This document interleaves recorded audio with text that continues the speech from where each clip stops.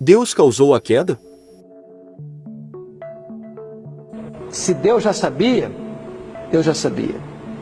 Mas o fato de Deus saber, a presciência de Deus é constatativa, a presciência de Deus não é determinativa. O fato de Deus saber de antemão não significa que Ele decretou que Lúcifer caísse, nem que Adão caísse.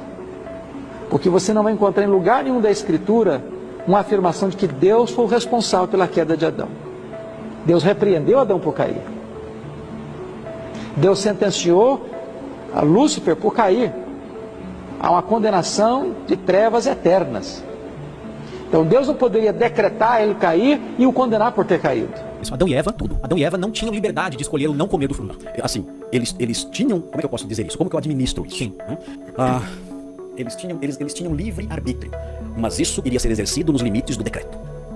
Deus decretou que eles caíssem. Deus decretou a queda de Adão. Eles tinham livre arbítrio dentro dos limites do decreto.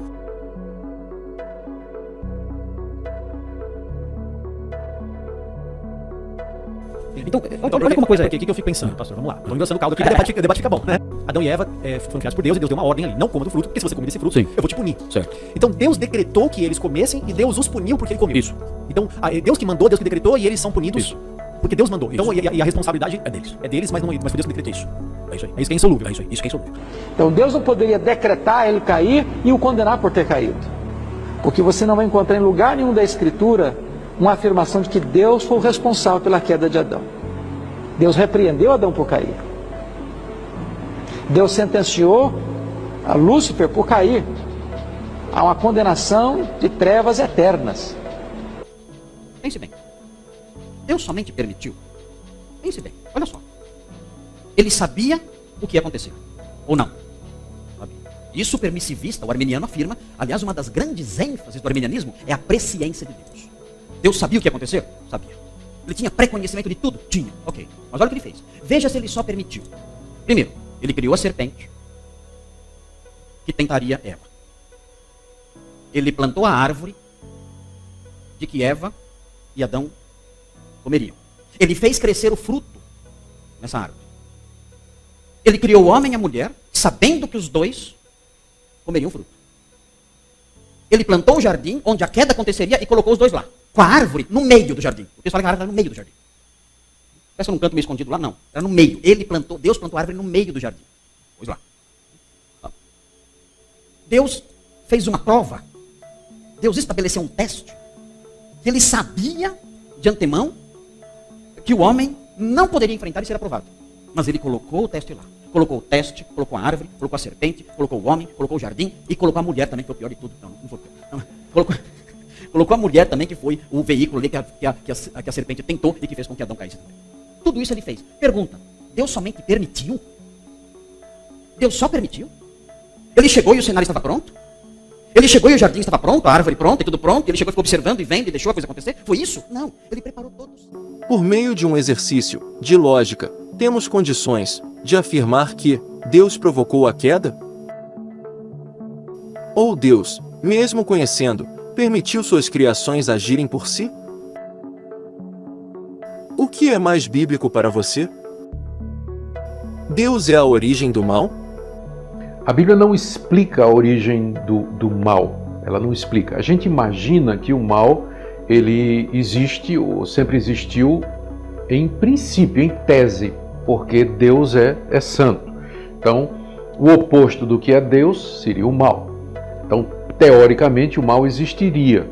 E o que os anjos fizeram, e depois o ser humano, foi experimentar na prática esse mal, quando eles, usando o seu livre-arbítrio, eles escolheram desobedecer a Deus em vez de permanecer unidos a Deus. Para o calvinismo moderado, Satanás e o homem são responsáveis, na prática, diretamente, por usar mal seu livre-arbítrio.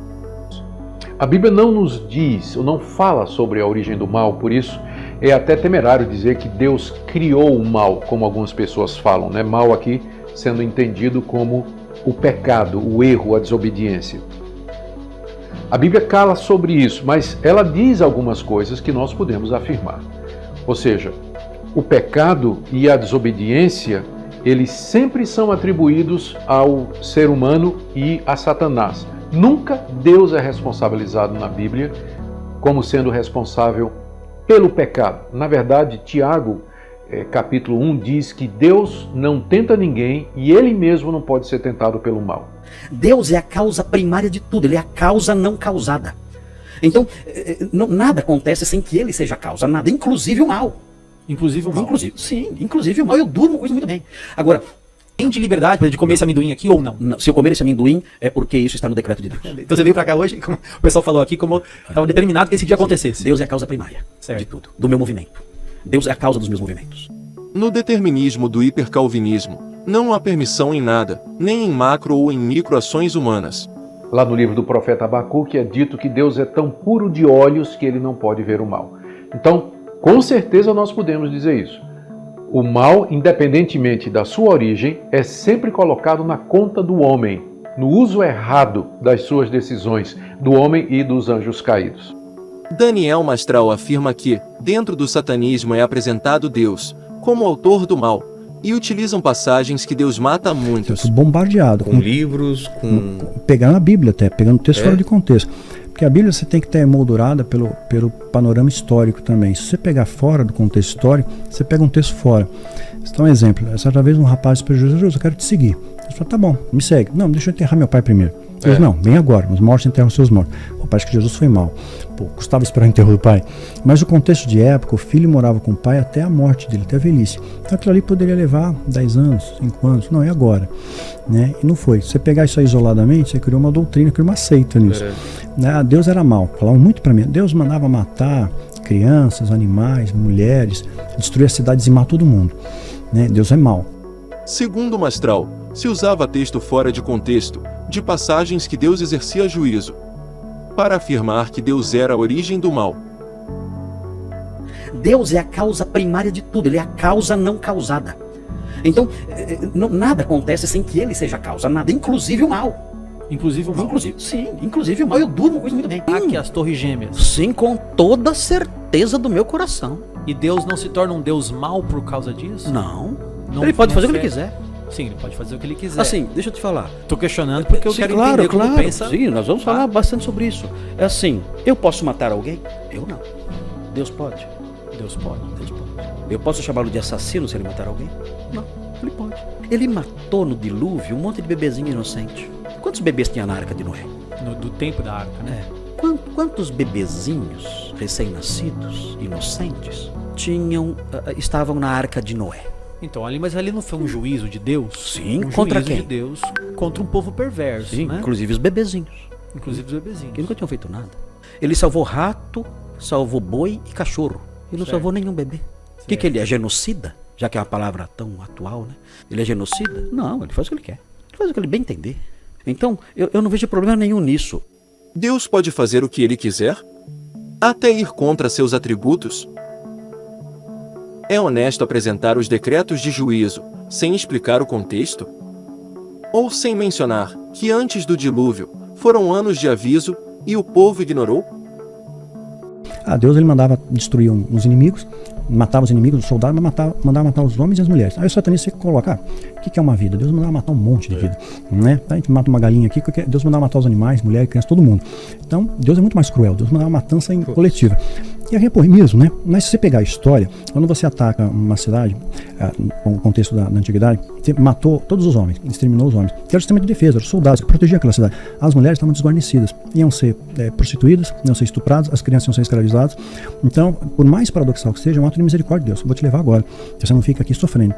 Então, você tem uma outra leitura quando você contesta o cenário histórico. Né? Mas eles subvertem, né? Colocam, olha o mundo, como é que tá, a maldade. Parece que o satanismo e o hipercalvinismo partem do mesmo princípio, ao colocar Deus como o autor do mal. Porém, a conclusão é diferente. Para o satanista, isso torna Deus mau. Já para o hipercalvinismo, apesar disso, Deus permanece bom.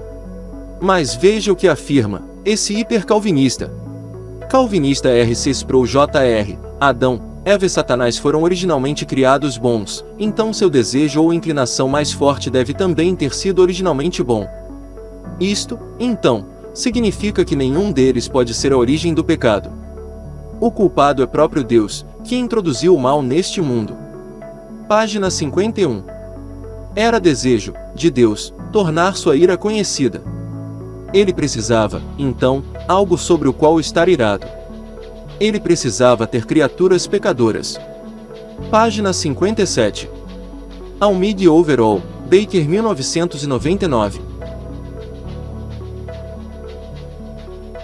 Segundo o hipercalvinista Sproul Jr., Deus causou a queda de Adão e Eva, inclusive Satanás, apenas para poder expressar sua ira. Segundo Sproul, Deus tornou seres puros e impuros, apenas para puni-lo e externar sua ira. Mas havia ira em Deus, antes de haver rebelião dos seus seres? Se Deus já sabia, Deus já sabia. Mas o fato de Deus saber, a presciência de Deus é constatativa, a presciência de Deus não é determinativa. O fato de Deus saber de antemão não significa que Ele decretou que Lúcifer caísse, nem que Adão caísse. Porque você não vai encontrar em lugar nenhum da Escritura uma afirmação de que Deus foi o responsável pela queda de Adão. Deus repreendeu Adão por cair. Deus sentenciou a Lúcifer por cair. Há uma condenação de trevas eternas. Então Deus não poderia decretar ele cair e o condenar por ter caído. Isso, Adão e Eva, tudo. Adão e Eva não tinham liberdade de escolher o não comer do fruto. Assim, eles tinham... Como é que eu posso dizer isso? Como que eu administro isso? Sim. Né? Eles tinham livre arbítrio. Mas isso iria ser exercido nos limites do decreto. Deus decretou que eles caíssem. Deus decretou a queda de Adão. Eles tinham livre arbítrio dentro dos limites do decreto. Qual sua opinião? Calvinismo moderado ou calvinismo raiz? O que é mais bíblico, na sua opinião?